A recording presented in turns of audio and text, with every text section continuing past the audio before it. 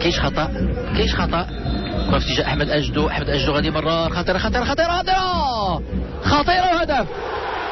هدف ديال اللاعب النغمي بعد ما تمكن يونس رميدي باش يقطع الكره، لكن كان هناك النغمي الذي يسجل الهدف اللي كانت ينتظر انصار فريق الجيش الملكي.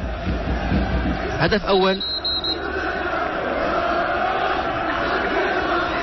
وغادي نشاهدوا من خلال العرض البطيء العمل اللي قام به احمد اجدو حتى على محيا الحاج وعزة المكلف بالامتعه ديال الشباكي. كان هناك ارتياح.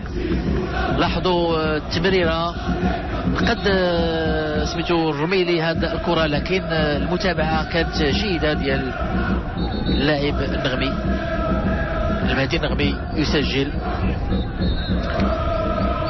الهدف، وهذا هو الهدف السادس ديال المهدي النغمي، ثاني هداف بفريق الجيش الملكي بعد زهير، بعد الهداف زهير نعيم. غادي ينفذ. هدف كما قلت، هدف التعادل اخر دقيقه من المقابله. طريقه باش نفذها جميله جدا. هو اللي تلقى الحلول، بحيث ان الحكم غادي يعلن على نهايه اللقاء. جات ضربه خطا تنفذها بطريقه جميله جدا كما قلت.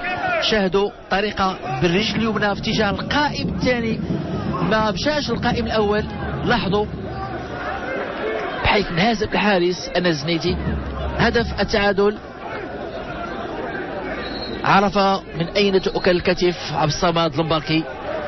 هدف التعادل والحكم